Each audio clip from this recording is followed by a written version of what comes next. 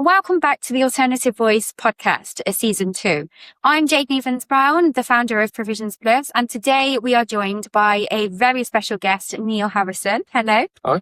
Thanks for joining us today. Thank you for having me. So we're going to have a chat about all things sort of alternative provision and our journeys and how we've met, really, aren't we? Yeah, that's the plan. Yeah. So we've known of each other for a long time, really. Good 3, 4, 5 years, I'm saying. But we didn't really actually know each other properly until like last summer. Yeah. So we actually met at an open event, didn't we, at a training provider. We did. At which time I was sort of I'd newly launched Provisions Plus, and you were still working for a local authority at that time. Yes. So it's amazing now, like a little bit further down the line, to actually be sort of in each other's space a little bit more, like actually getting to know each other, which is incredible. So we obviously have both worked for local authorities, which is where we've got a lot of that background knowledge. Yeah. Do you want to talk a little bit about like your experience in working with the local authority and what experience you've got in alternatives? Yeah, I used to work for Warwickshire County Council. I really liked it. I worked there for 13 years, I think. I was pre-30 when I started. I left a secondary school where I was working as a mentor for children that were non-attending children, subject to working kind of for what's now EBSA. Met a guy called Andy Danks. Through doing that, he was our attendance person from the local authority that would come in. He set up a team in the local authority, kindly saw something in me from working in school and gave me a job in the attendance team in Warwickshire. So you were actually headhunted then. Love that. Yeah.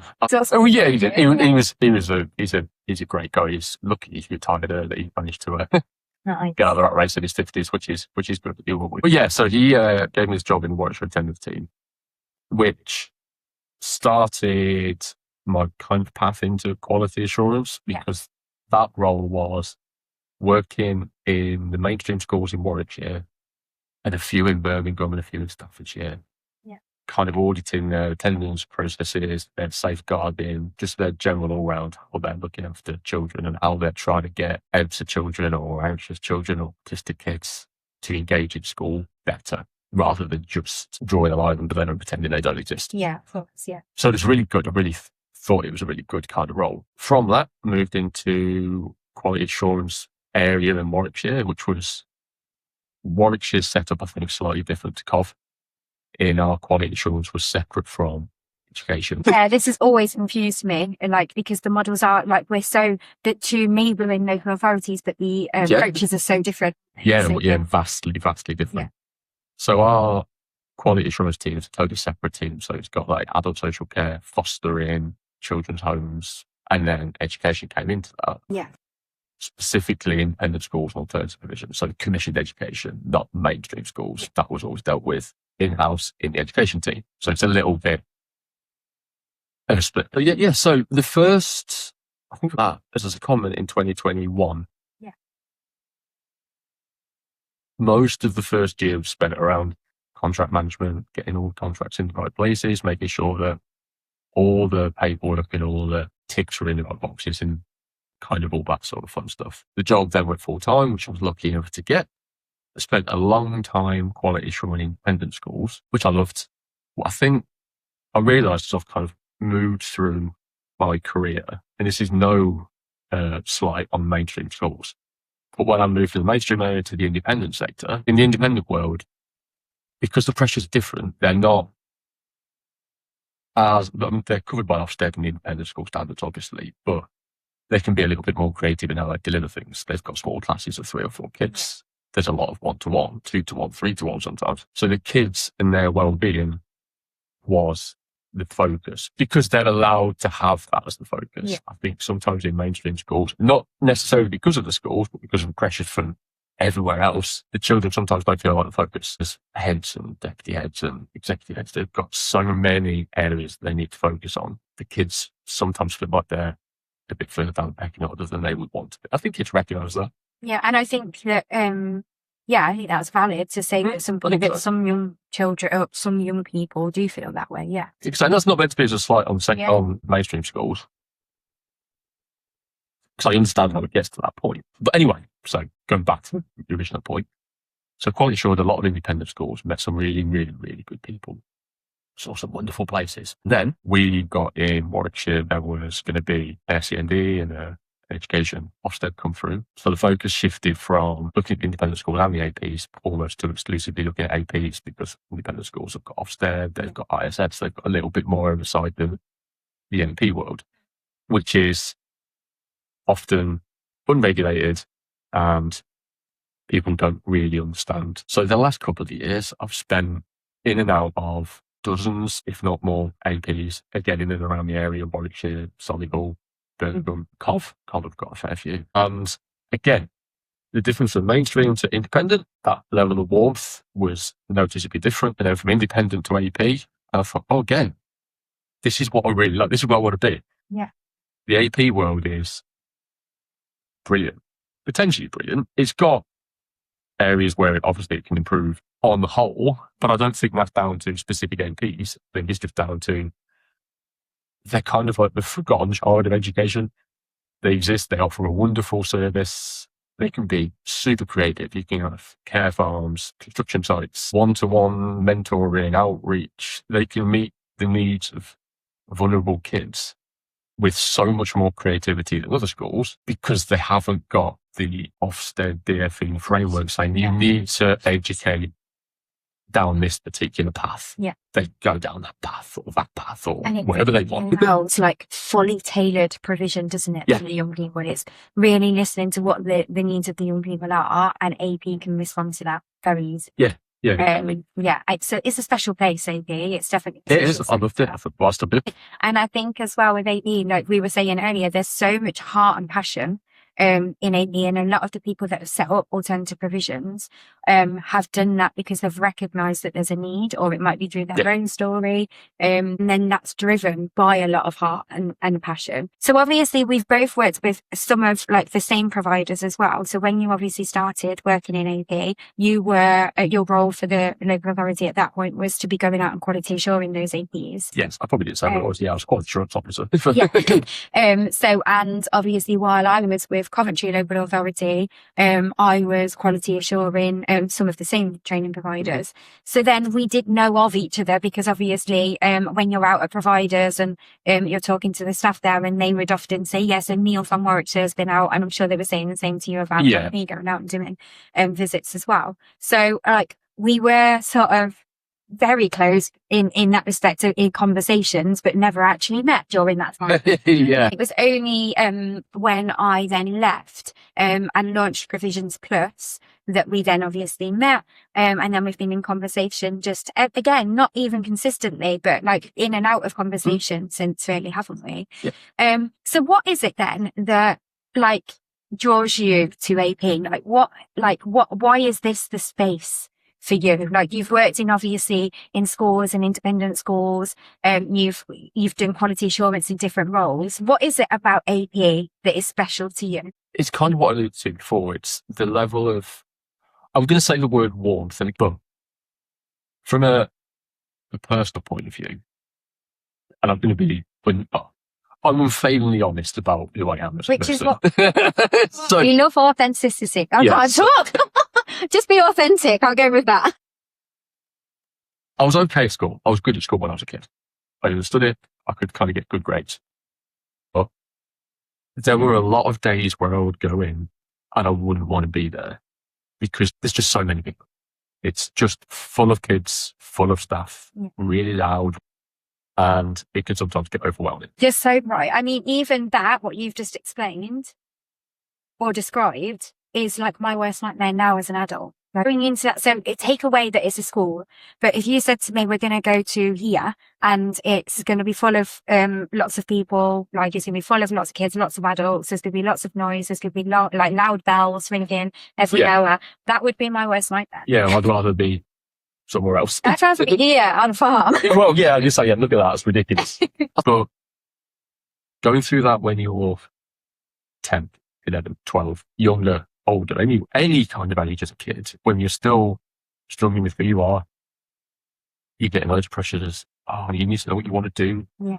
As a job, I don't really know what I want to do. I think I didn't want to do this, but I didn't know until maybe the last 2 years that, this is something I am interested in. But that just shows that you don't need to know what you want to do. No, not at all. Yeah, no, if any kids do ever see this, that's the thing. You don't need to know what you want to do. 10, 16. 16's the stupidest age to try to tell what you want to do It's because you're nice full to of problems. it's nice to have like aspirations and to have an idea of something that you may want to explore. But to say that this is what I want my whole career to be for the rest of my life is Yeah, it's is limitless. crazy. Exactly. Yeah, most people aren't that lucky. What did you want to do when you were, say, 16? So I had a really, really delusional idea. I'm intrigued. I had two ideas. I was convinced that I was going to win the lottery the first time I played it because I've always been lucky. And I really, really wanted to be a writer. Okay. That's what I was.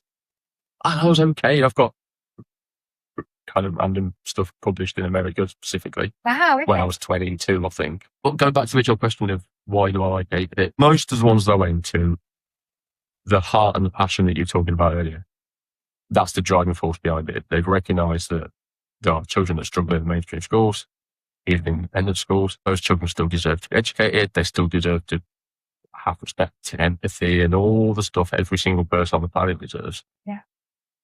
And they can offer that in a way that is more tailored to them, more creative, more fit for purpose for that particular child. And I think that's brilliant. And I think what you've set up, because this doesn't exist anywhere, is really, really key, because you're now in a position where you can help AP go from that. We've got an idea and we've got a passion. We're not sure how to maybe get to the levels of quality that it needs to be. You can help them do that because you've lived that and you've kind of done that for your career, as far as I'm aware, or at least for the recent career.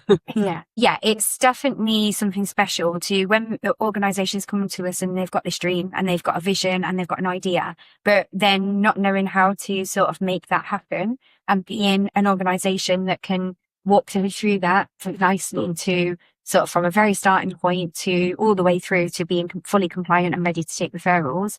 That, yeah, it's a special thing for us to witness as well, because not only is that happening and we're seeing those dreams come alive, but it's also happening with the quality behind it. So we know that those organisations are then starting and they are fully compliant and they're working against a best practice model in AP. That's wonderful for us to see, because we know that the outcomes of that are going to be like genuine positive impact on young people, and that's why we do what we do. Yeah, so it is. That's kind of the key part of it. No one, or very, very few people, get into education for cash. Yeah, absolutely not.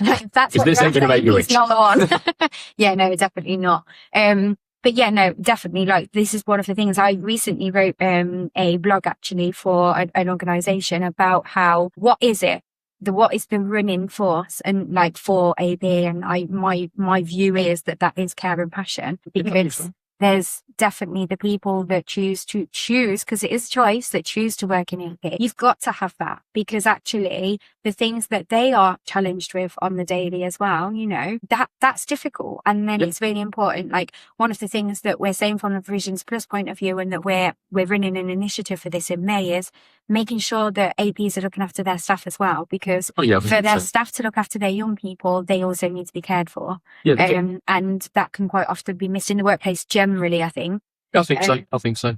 So it's about making sure that measures are taken to be making sure that you're caring for your staff as well.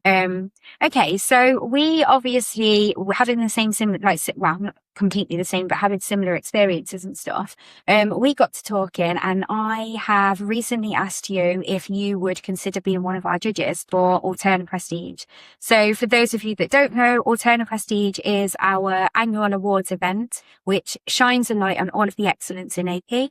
Alternative provision services can be nominated for awards. We have awards for individual staff that work in alternative provision, and this year we also have a category for recommended suppliers, because we have a network of recommended suppliers.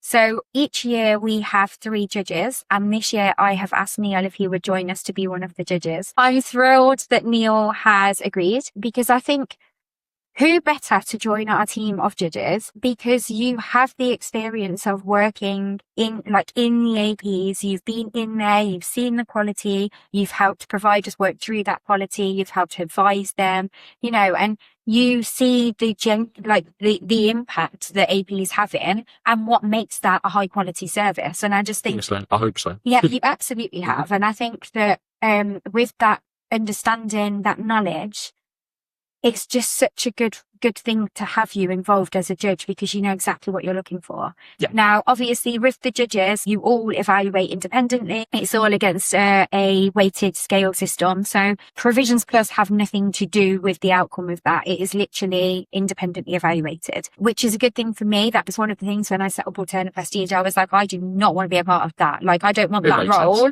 of deciding, because how could you possibly, like, it's so incredibly difficult, especially because of obviously I have like Provisions Plus, we have the network. It just wouldn't be right for me to be judging anyway. No. So to have you on board where you've got a lot of similar experiences to me, and you've been in and you've seen the quality, I think that it would just be phenomenal to have you a part of the judging team. How do you feel about being a judge?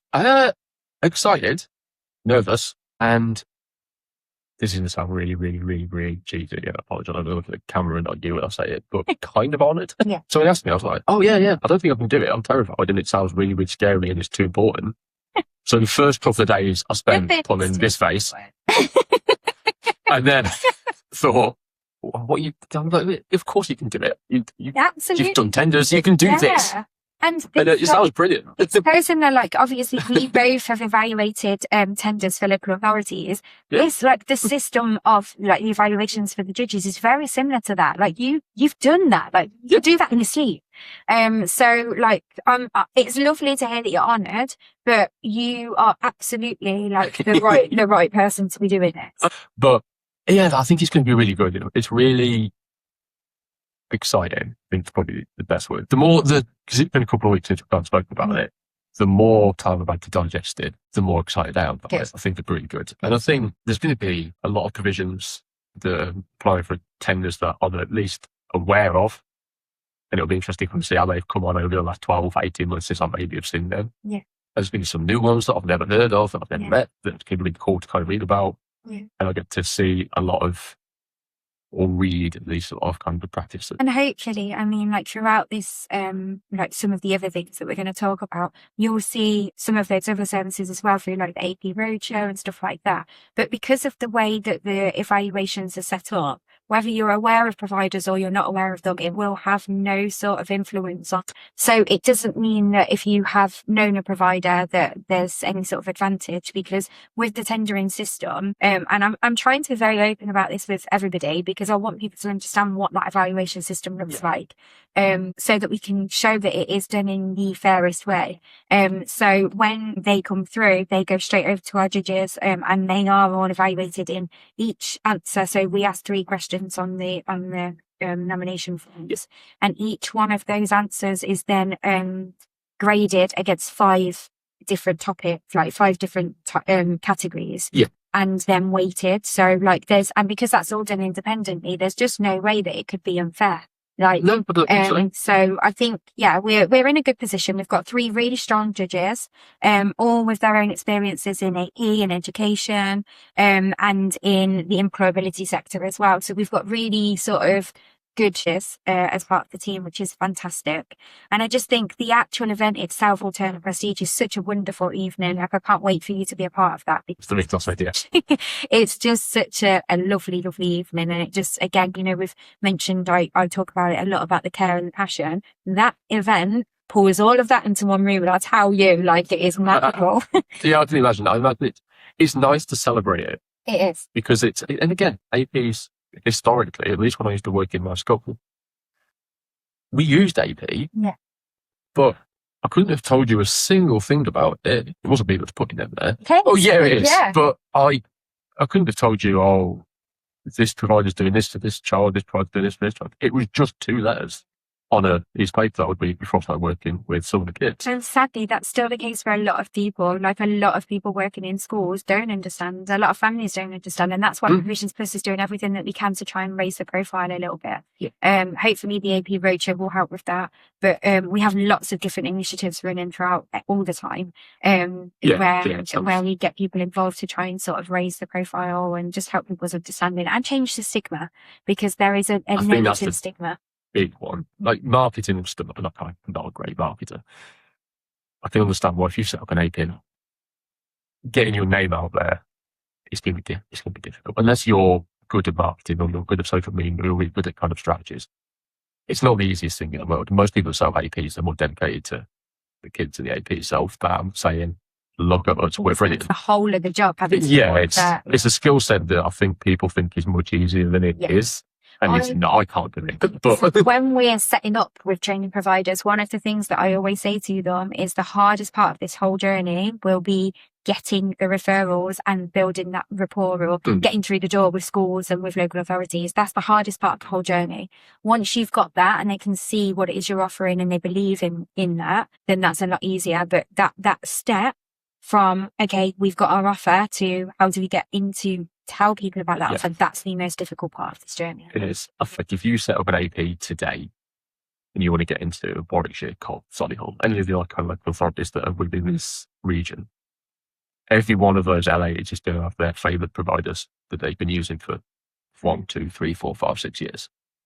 And it's very difficult to break through that, no matter how good you are compared to everybody else. That's always going to be a struggle. So I see that from a school point of view, definitely.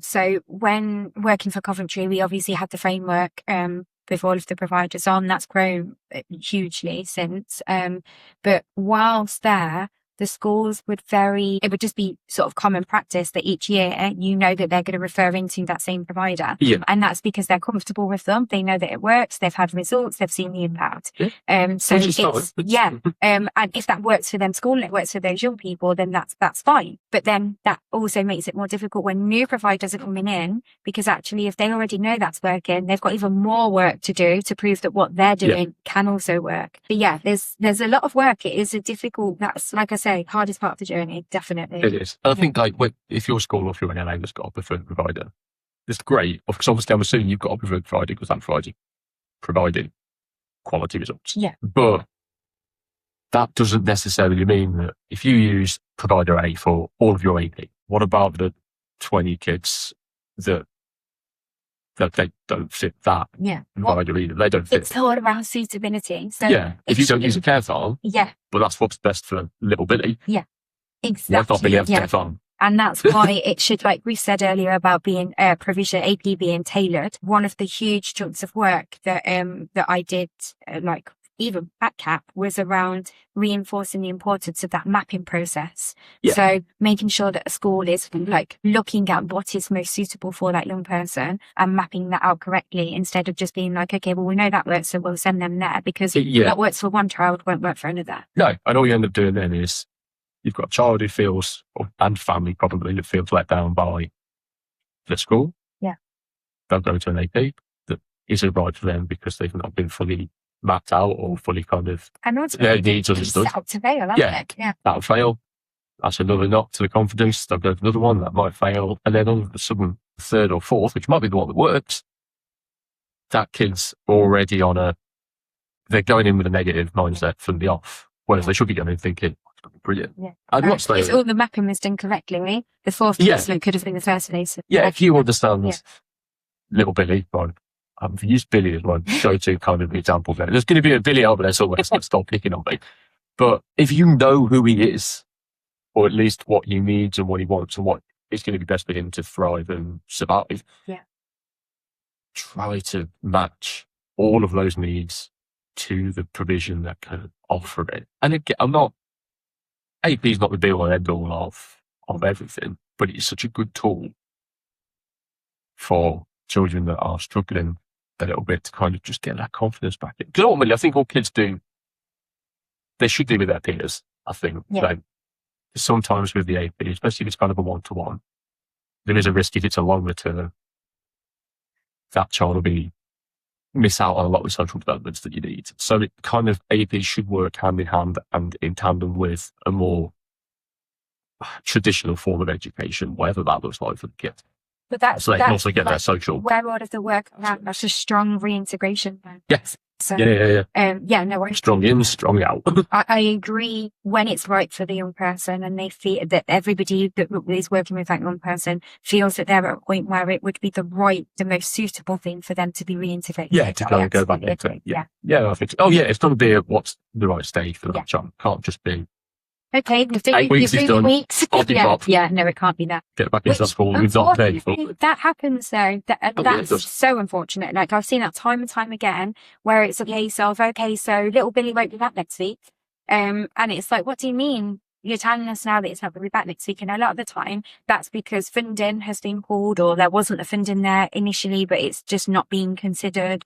So many different reasons, but a lot of thought needs to be given to that, because actually, what are we then doing to little Billy if we're pulling something else away from him? Yeah. So there just needs to be a lot of thought of that. Yeah, if little Billy's just started to be happy, which fundamentally is the most important thing.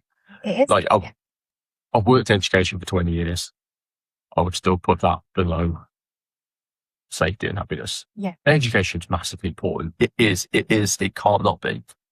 But this might be controversial. I don't think it is. It doesn't sound controversial to me. But if you get to 16 and you've not got 5 GCSEs, your world's not going to end. Yeah, I absolutely. Because you can get there next year, the year after, when you're in a safer mental space to achieve what you can achieve. Yeah.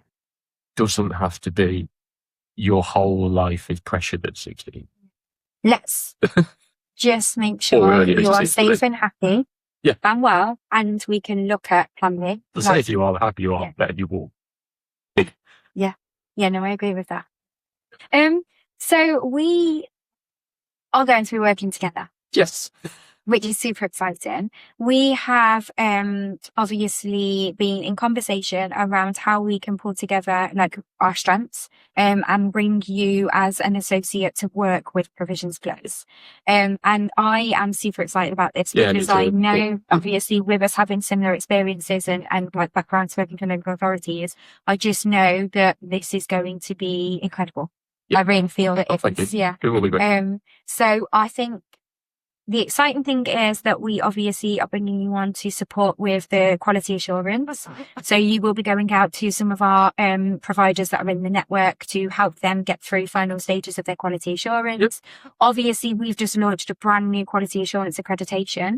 So we are moving forward. We have our quality assurance best practice model, and then we have our quality assurance accreditation. So having Neil with us to help get more providers through that is just going to be a blessing, especially for me, because it's been sort of just me that's been needing on that. So to have another specialist coming in to do the QA is just going to be invaluable. Oh, yeah, happy to help out where I can. So, I believe in what you're doing. I think it's really cool. I think it's important. So I was amazed when because I knew about, I don't want to air quote your name. I knew about Jade, but that's not really a name. I knew about you when I was in Warwickshire, obviously. I knew about CAP and kind of how that had gone.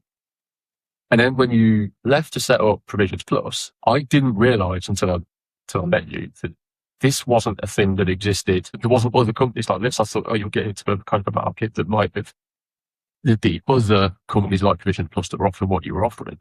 And there just isn't and wasn't. So at that point, I thought, oh, that is hugely important. Yeah, I think. So I believe in what you're doing. I think it's going to be really cool. Well, it's cool so far. I think it will be excellent. Thank you so much. Taking it for what it is, yes, we are, and we're very fortunate for it to have taken, because people don't have to use us. People don't know what they don't know, and actually, it's taken for us to get out there and showcase what we're doing and really help people to understand like what we can bring to their services. So, but people don't have to use us, but at the moment, they are choosing to use us, and we can't be more grateful for that. There's a lot of APs that I went to when I was in the LA that wanted more support than we as the LA could give them, because the resources, sadly, the LA's get a lot of criticism. I think they do an incredible job with almost nothing funding wise, but they wanted support. So how can we get better? How can we do this? How can we meet the needs of those kids better? How can we get more business? How can we? And it's like, no, I can't. But the LA's are just we can't do that. I can't help you with that, because that's 40 hours that I've got to spend doing 7,000 other things, or that somebody else has got to spend doing 7,000 other things. Yeah. So I think there's going to be, they say they don't have to use Provisions Plus, of course not. But I think that need is there. I think that's proven by the last 18 months, 2 years, that there's going to be providers flocking to be like, The things have grown very quickly, very big, very quickly for us, which shows because like we're growing so quickly as a team. But we're here for it. Like it's exciting times. Like there's really exciting things coming up. So we are feeling like so excited to have you join us as an associate and to be helping us with what that looks like moving forward. Okay, so as one of the initiatives that we're going to run when you have started working with us, we are going to be looking at a workshop for non-school AP leaders, practitioners, to join us and find out more from 2 ex-LA officers what it is that local authorities are sort of asking from you throughout that commissioning process and helping them to understand sort of the language, I suppose, because often when local authorities are asking for certain things, some leaders or practitioners may not know exactly what they're referring to. So we're going to put together a workshop, aren't we? This hasn't yet been developed, so it's something that... No, this is still in this stage. Yeah. So it's something that we are going to be working on together so that we can create a workshop that will help the sector to understand what it is that LA's... We're not giving answers away. We're not giving you everything that you need to get through frameworks that we've worked on. That's not what this is. Yeah, there's never a guarantee that if you do this, you will get onto a framework. So even from Cov to Warwickshire, there's differences. The tender questions were different, and Solihull's different, and Dudley's and Birmingham's, they're all kind of different. And also, like that, the whole process is different, isn't it? But also the evaluators. So we have both been evaluators for local authority frameworks, and we may do that in different ways. So it's what works for you. So we've had conversations before where as part of that process with a local authority evaluation, you have a number of staff that evaluate, and it could be that one person has given really high grades and then one person has not. And actually you may be asked what, like, to justify your answers, mightn't you? But that demonstrates that actually each evaluator is entirely different. So we're not saying that as 2 ex-evaluators we could give you all of the answers. And we wouldn't do that anyway, because I'm often asked, because obviously as consultancy, we do tender writing.